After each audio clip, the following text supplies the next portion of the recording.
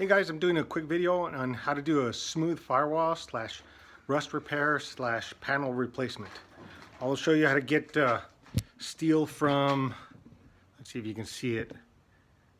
I don't know if you can see how bad that rust is, but it was like that all throughout the front of this cab. And then eventually you'll have it look like that. Let me turn it around. There you go. All fresh steel. Alright, I think I'm just going to jump into it. So for this is a cab for a 55 Chevy pickup. And this is all the little bit that I have left for it to be fresh steel. I've done this on the rest of this front on the firewall and connected it on that side. But all I have left is from here on here, and I'll be able to cut it all at the edge here, all at the edge, and then this edge here, and I'll come down, and I'll eventually make this piece here. See, I kind of have it made. All right. So it's kind of gonna look like this. And originally it was about 16 gauge, but for replacements and stuff that you're making, any sheet metal that you're going to be replacing it with can be 18 gauge. 18 gauge is a lot easier to work with, a lot easier to bend, and it's also cheaper. The 16 gauge sheet is a lot more expensive. All right. So I'll show you the next step when I start cutting it. What I'm going to do here is kind of have an idea of where I want to cut it at. Let me see. I'll turn it around. I can't turn it around here. Okay. All right. How's the video at? All right, I'll show the next step. All right, and here you can see I'm gonna get the basic shape. Once you got a good basic shape where I can butt weld this piece to this other piece, you can mark the steel with a black marker, like so. I actually want to get it a little closer to the line. And you can kind of just manhandle it so it can follow the curve. And that's basically it, but it's actually not connecting here yet, so I'm going to make it overlap. And that's pretty close. And this is the under cowl area, so it didn't have to be pretty. But you do have to weld it up pretty well because the water's going to be all, this is where the water runs, and it'll run through the side and then eventually drop on the side here.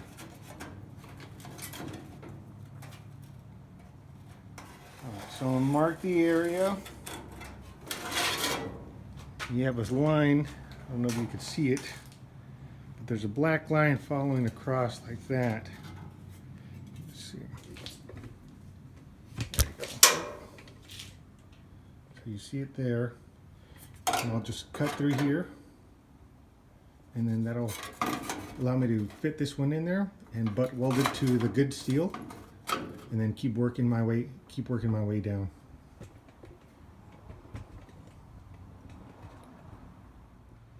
All right, in cutting for a straight line, or trying to cut a straight line, you can use a good old grinder. 4.5 inch grinder here, die grinder with a cutoff wheel. That you can use a plasma cutter, but it takes so much time to just set up the plasma cutter. It's a lot easier for just a couple of cuts, just to use the die grinder with a cutoff wheel. And also you want to use a mask for the dust here. I'm gonna have it off so you're able to hear me talk.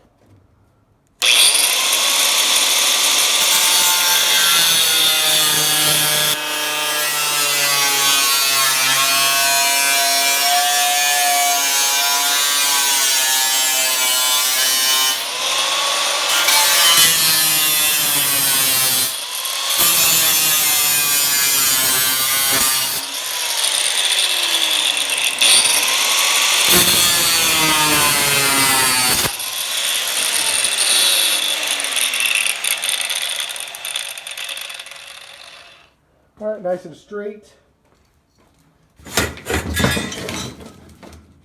Now I'm going to cut off this top portion that's connected to good steel.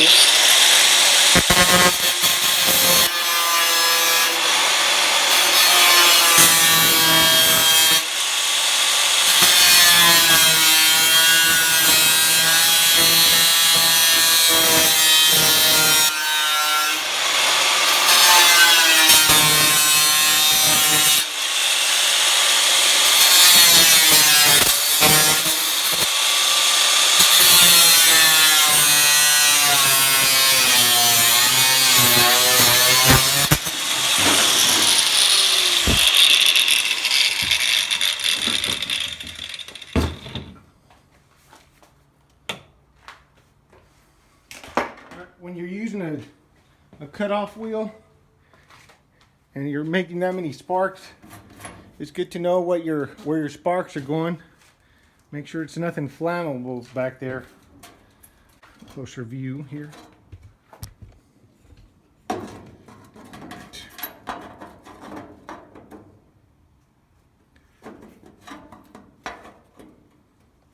try to show you top view.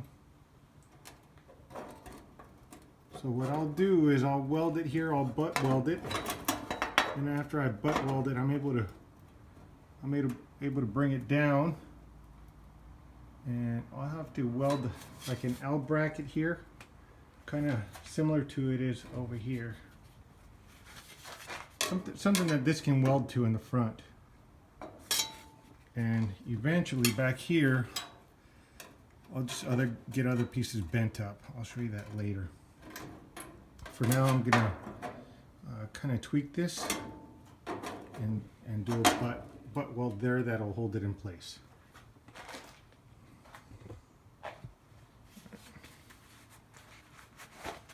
Alright guys, now they sell these little tools, little spacer tools for butt welding. It creates just a little bit of space there. I don't know if you can see it. Just enough space for welding. It's a nice job. If you're not going to be if you're not going to be planishing after you spot weld, you want to have a little space. You want to have a little space in there because of the heat. The heat stuff makes it contract after. If you spot weld and then you planish, which means hammer, it ends up spreading the metal, and then you don't have to have the gap. But if you're not planishing, I'm not planishing, so I cause a little gap there so I can just spot weld and not have any issues. Alright, so I just put it up. It's just there for, it's going to be spot welded next. And you can see that. And the curve is, eventually this will match up with this back here. And then that'll be the proper amount of curve here. What I'm going to be doing now, is I have this L bracket. This is 18 gauge steel here, and it's eventually going to go there. It's going to match up here, and I'm going to make it follow this curve right here. So once it follows the curve, I can actually spot weld this in place, this one here in place on here, and then I'll be able to put this one where I want it to, and then spot weld this to this one right here. I'll show you how I bend this. You need well, for what I'm doing is a shrinker stretcher. There's other ways to do it with hand tools. That takes a lot longer. It's just easier with a shrinker stretcher. And the shrinker stretcher, I bought it on sale for, I think it was $150 or $200. It's a pretty good price for both of them together. I'll show you how that goes. Hey guys, so this is a shrinker stretcher. This one's a shrinker, this one's a stretcher. You don't want to have this in there because the jaws are here. You don't want the jaws touching if you're not if you don't have a piece of steel in between there. It does away with your teeth. All right, so okay, so I put some lines. This is the middle area of the curve that I want. This is a piece that I took off before. I pretty much want to replicate this curve here. So I'm just going to use it to kind of help me get that curve. And what you do when you use a shrinker stretcher, you don't want to get the whole piece in there. You don't want to get the whole piece in there because it's supposed to move the metal. And for it to actually curve, you want so say I want it to curve this way. I want this steel here. I don't want it to move very much. I want the outside steel to stretch and move, because if the outside steel is stretching and moving more than the bottom steel or the middle steel, then this will start kind of forming a curve. You'll see. So I'm gonna put the teeth kind of halfway in there, halfway in over the steel, like the halfway mark of the steel itself. I'll turn it. So halfway, and I'm able to let it bite down, and I can kind of move it out, and it bites down, and move it out, and push down. You can already starting to see the curve. If I put it all the way in there,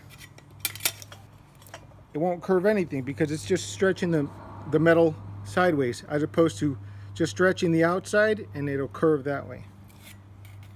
And you just kind of keep working it.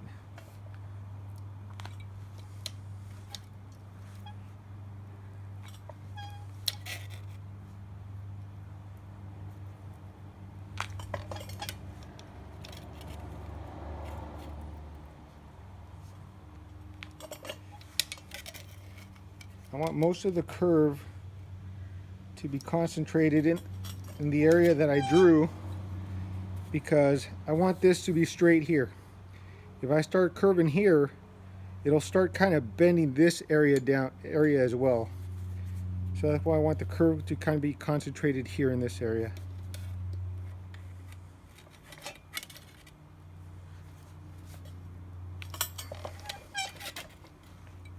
Problem is that if you do too much in a little area, it'll start bending it. So I'm keeping an eye on it bending this right here. It'll start, if you do it too much, it'll start crinkling it up, kind of like ruffles, the chips. I don't want that. So keep working it. This is progress so far.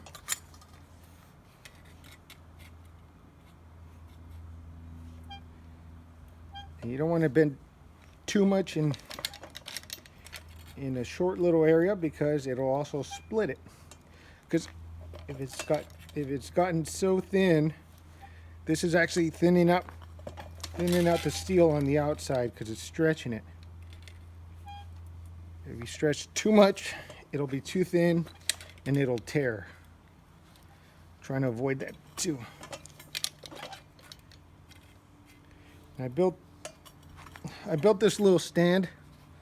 I still have some other things to do with it, but I could either work on the stand or I can work on the truck. And this, for the use that I'm doing on it, eventually I'll end up doing some window channels, and I'll be able to use it a bit more. But for now, I'm just working on the firewall.